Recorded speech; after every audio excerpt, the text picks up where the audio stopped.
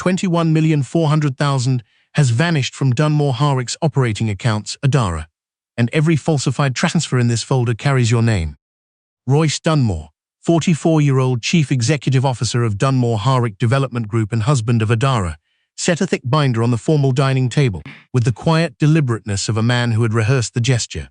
Adara Kell Dunmore, 36-year-old director of the Kell Shaw Foundation and wife of Royce, stood at the far end of her own dining room beneath a chandelier tilted to shine directly in her eyes. Her chair at Royce's right had been removed. Fenna Crail, 32-year-old vice president of corporate acquisitions at Dunmore Harwick, and Royce's mistress, occupied it instead, resting one hand beside a wine glass she had not touched. No one else at the table had touched their food. Greta Dunmore, 67-year-old mother of Royce and Adara's openly hostile mother-in-law, looked at her future former daughter-in-law with the expression of someone confirming a suspicion she had long enjoyed keeping. Hector Dunmore, 71-year-old founder of Dunmore Harwick, and the man who had built everything visible in this room, sat beside his wife, with his jaw held tight. Weston Carr, 59-year-old senior board member, and Lotte Vine, 54-year-old company director, sat across from each other, not invited for dinner, but to serve as institutional witnesses. Adara recognized the shape of the room. This was not a conversation. This was a proceeding.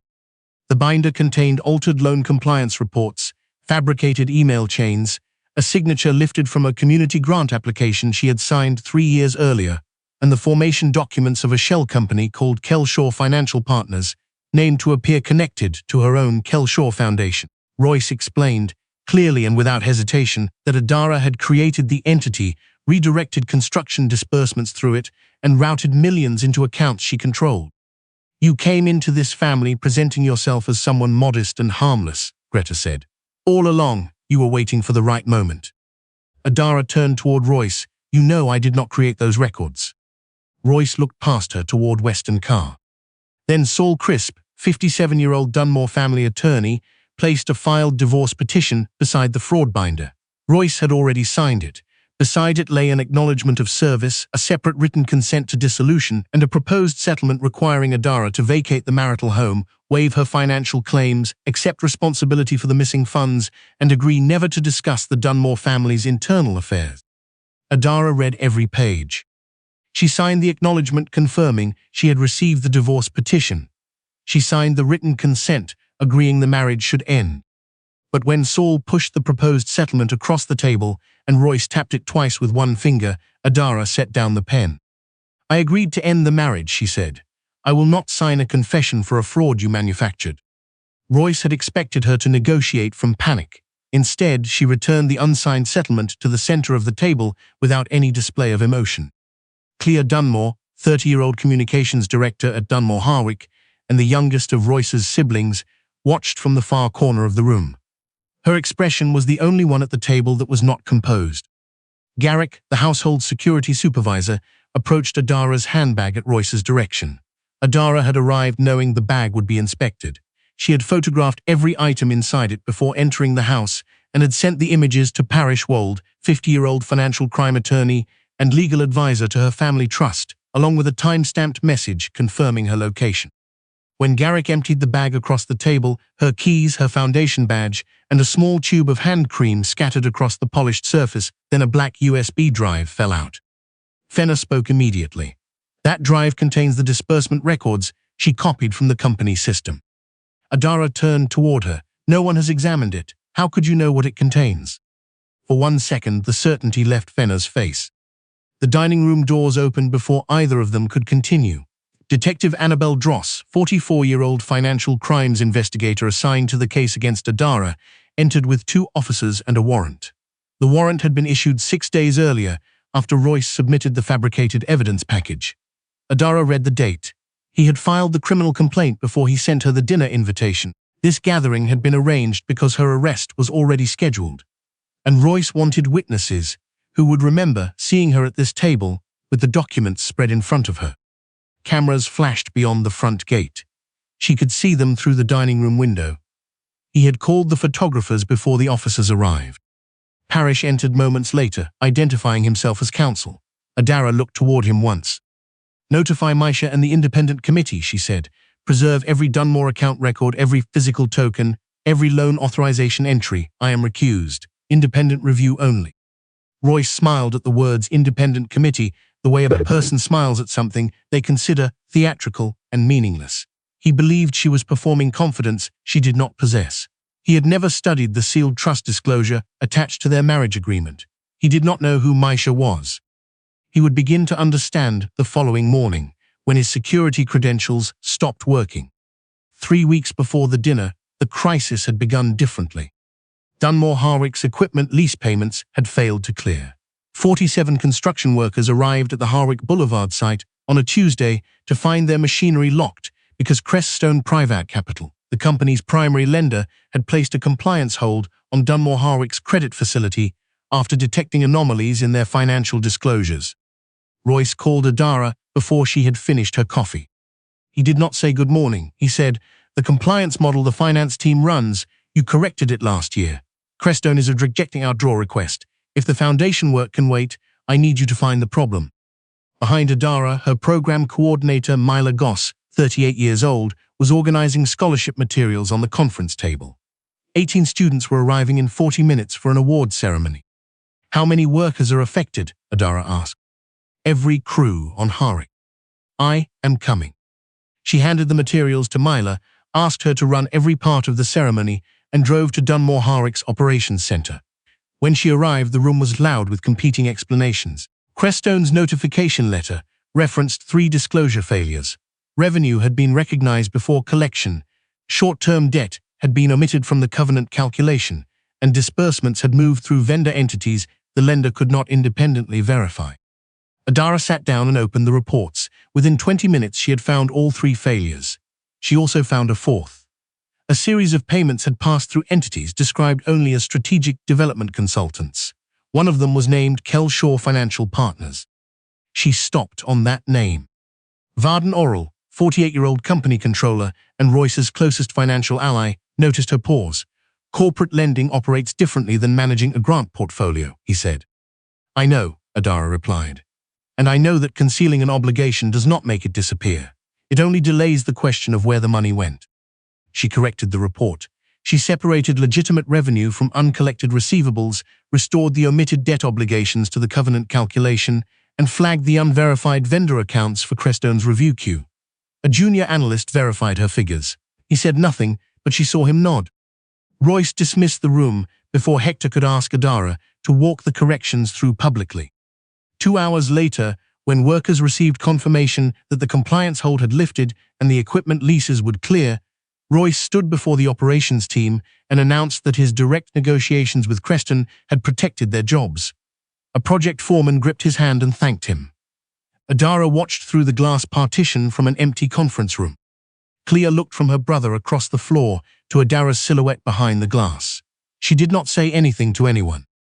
In the conference room, Adara had already opened her encrypted tablet.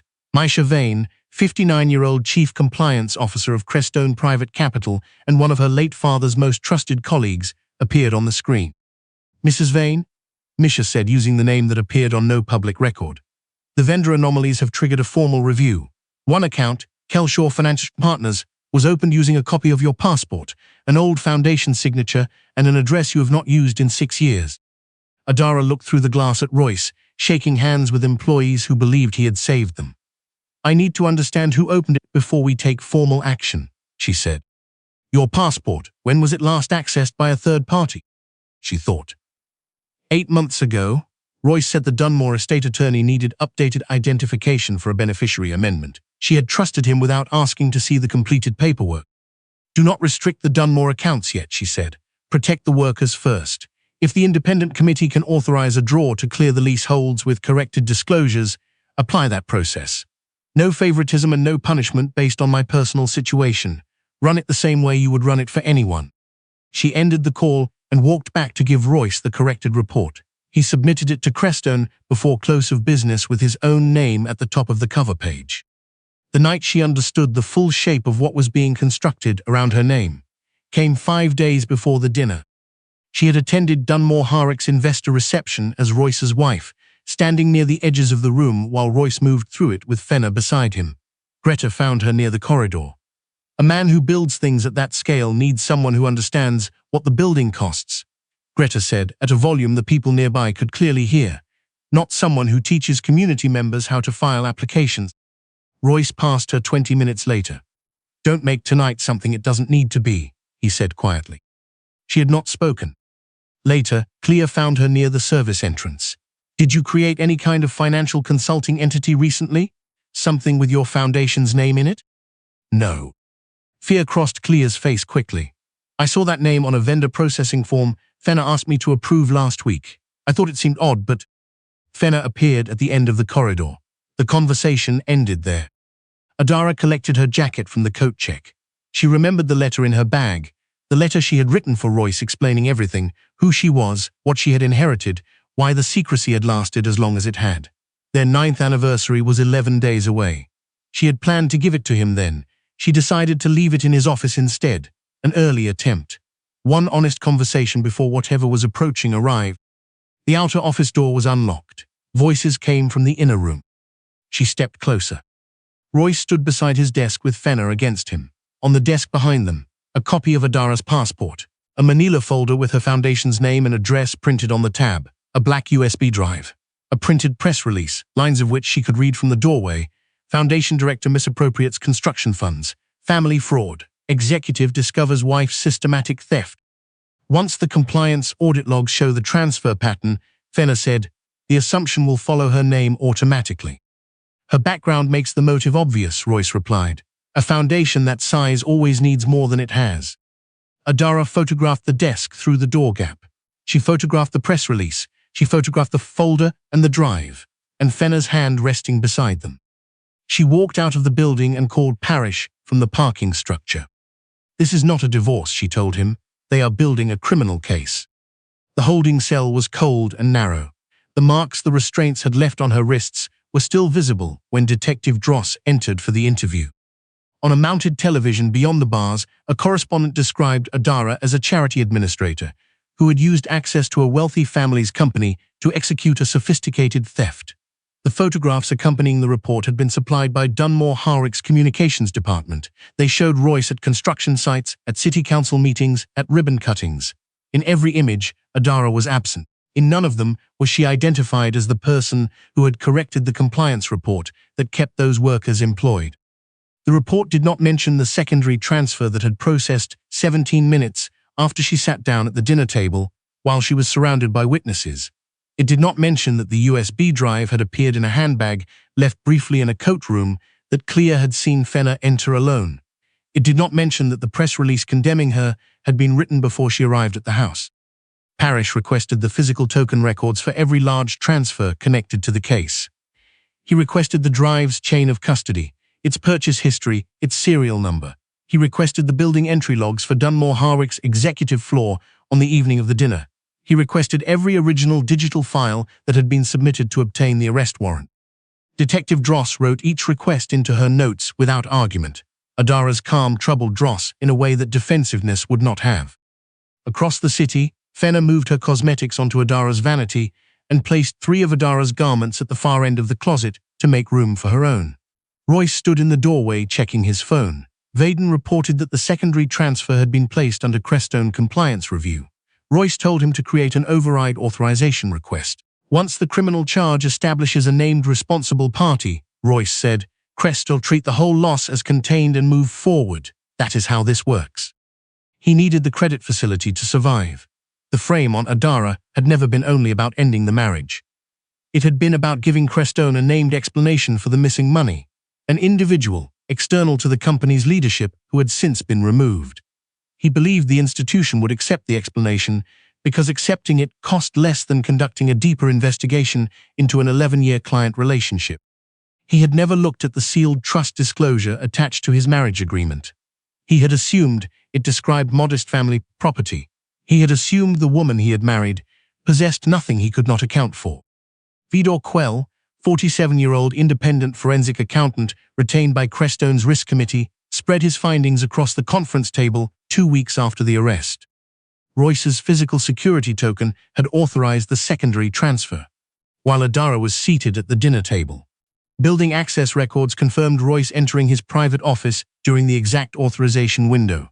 The USB drive had been purchased through a Dunmore Harwick company order, approved by Fenna's administrative credentials. The emails used to implicate Adara had been created on Fenner's workstation 2 weeks after the dates displayed on them. A cloned network device had generated activity under Adara's home address.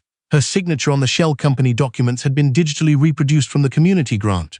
The same minor ink break, the same pressure distribution in the curve, duplicated without variation. No person signs identically twice. The disbursements from the shell companies mapped to Fenner's travel expenses, a vehicle purchased in her name, and a deposit on a private residence Royce had intended to acquire through a holding company he had not disclosed to the Dunmore-Harwick board. Parrish looked at Adara. Before the arrest, you asked us to exclude the affair from the investigation unless it directly supported the financial case. It does. Do you want to lift that limitation? Adara looked at a photograph still in the evidence folder. It had been taken outside a cemetery. Royce had held her in the rain after her mother's service and promised she would never carry grief by herself again. She had extended that belief for years. Through every instance of credit taken, every insult from Greta met with his silence. Every time the foundation was called a hobby, in rooms full of people who depended on what the foundation actually did. Stop protecting him, she said. Follow the evidence where it leads. Crestone's independent committee met without Adara. She had submitted her recusal before the session convened. The committee reviewed the loan covenant violations, the unauthorized transfers, the attempt to delete authorization logs from Dunmore-Harwick's internal server during the forensic review. The attempt had failed because Crestone's compliance mirror had already preserved earlier copies and voted. Royce's access credentials were suspended. Fenner and Vaden lost authorization. The credit facility entered default review.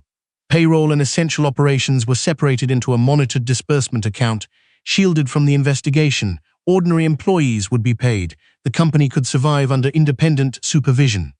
The restrictions did not exist to punish workers for decisions executives had made. The morning the committee's measures took effect, Royce entered his office and opened the Crestone corporate portal. Every account returned the same message: executive authorization suspended, compliance review in progress, contact outside counsel. He tried the acquisition account, the payroll override, the operating reserve. Each one rejected him. His token had not expired. The system had deliberately removed his standing. He called Crestone and demanded to speak with someone authorized to reverse the hold.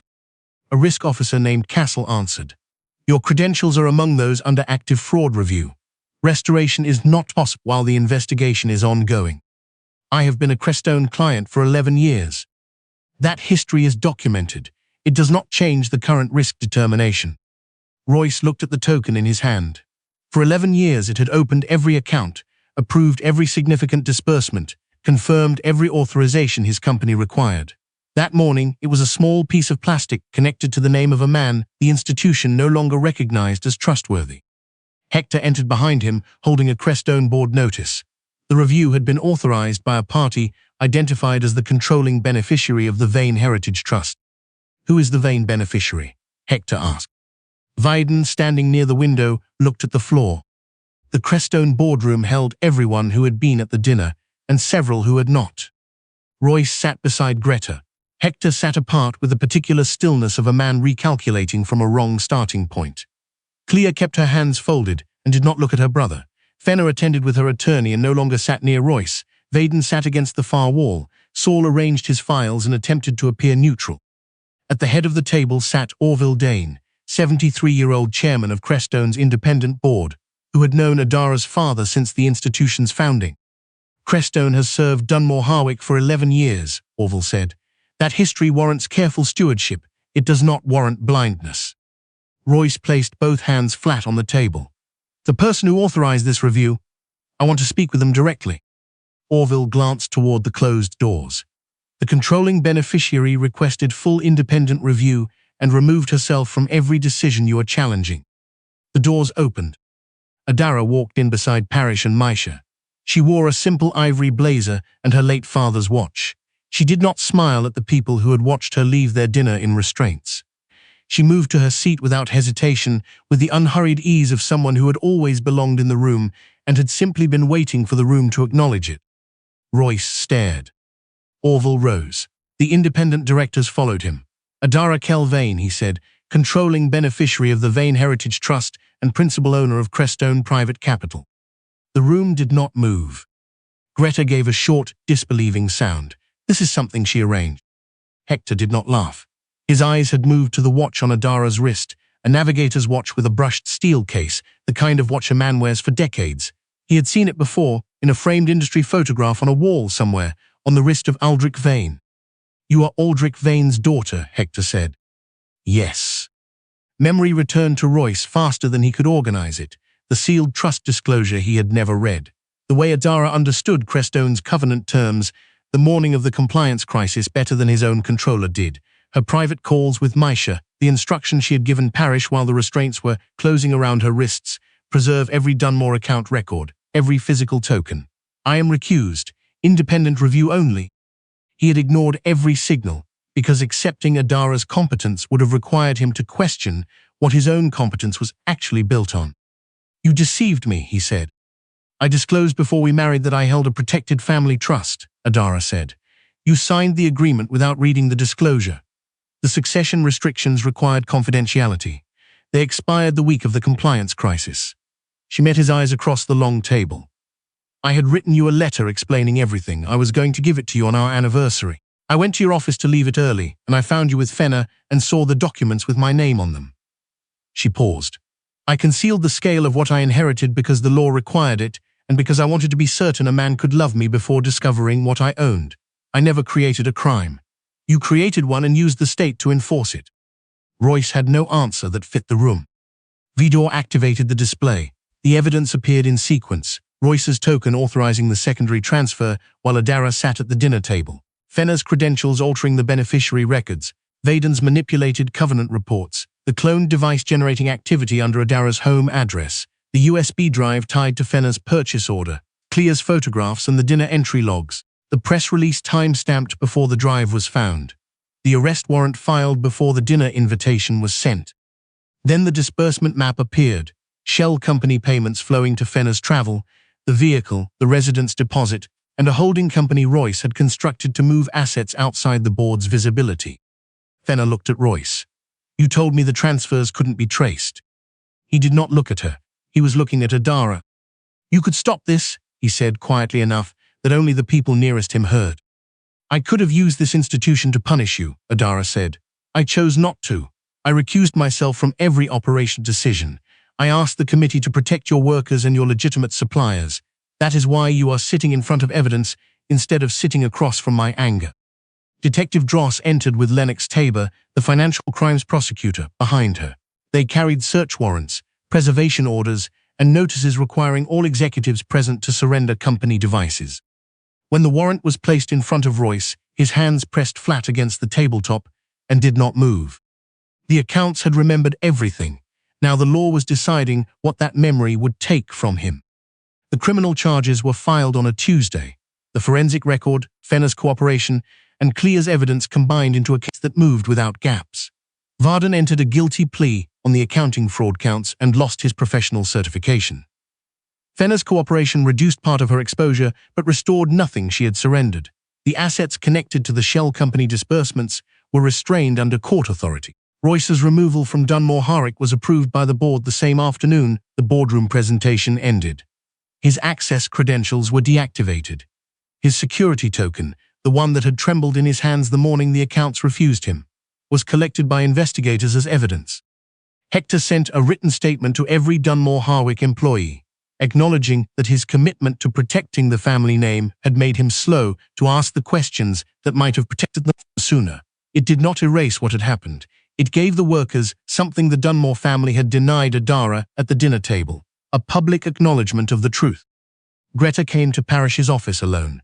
Her voice was steadier than Adara had expected. "If I had understood who your father was, the woman you treated the way you did deserved fairness before you knew what her father built," Adara said. Greta lowered her eyes. Even her apology was priced in inheritance. Clea came differently. She did not ask for anything. She sat across from Adara and said, "I saw Fenner go into the coat room. I knew the press release had been written before you arrived at the house. I stayed quiet anyway." "Yes," Adara said. "I should have spoken before they put those restraints on you." "You should have." Adara did not offer immediate forgiveness. "But you told the truth before you knew who I was. That matters. It does not erase what your silence cost." Clea accepted that without asking for more. The final divorce order was entered on a Wednesday. Adara's consent at the dinner had meant only what she had said. It meant that night. The marriage was over. Nothing she had signed had ever meant anything else. Every record Royce had fabricated, every record he had attempted to delete, had moved the case in the direction it was always going to arrive at. That afternoon, Adara entered Crestone's main lobby for the first time without concealment, publicly as Adara Kell Vane. She kept Kell because her mother had once refused to release her hand. She accepted Vane because she was no longer afraid of what her father had built and what his name attached to hers now meant. She accepted a non-executive governance role at Crestone focused on lending ethics, fraud prevention, small business credit access, and financial literacy programs for hourly workers. She did not place herself above the institution's independent directors. Every decision still required the same review process it had always required. The Kell Shaw Foundation expanded its mission. A new legal support program served people whose identities had been stolen to construct financial crimes. Emergency grants reached families harmed by corporate fraud. Scholarships were established for women entering forensic accounting and compliance law. Adara refused donations offered only because donors wanted access to Crestone's owner. Every accepted contribution had to support a clear, verifiable program, not the story of what she had survived. Inside her office, she placed her father's watch beside a framed photograph of her parents taken outside Crestone's original building. Aldrich, with one hand on 11-year-old Adara's shoulder, her mother standing on the other side with her arm around both of them. The lesson her father had taught her during her first compliance review at that institution had not been about banking. It had been about the difference between a number and the life it represented, and about what becomes possible when you refuse to let someone else's version of you become the one the record keeps. Royce had built his case using documents, timestamps, authorization logs, forged signatures, shell account filings.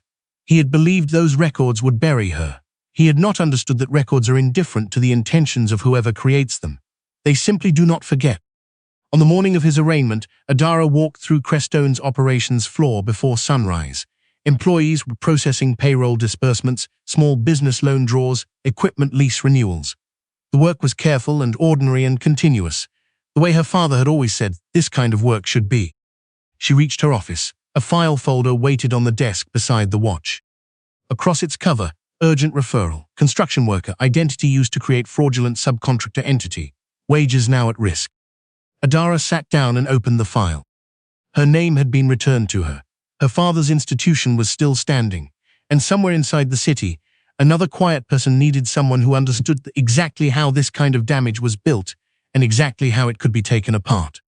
She picked up her pen.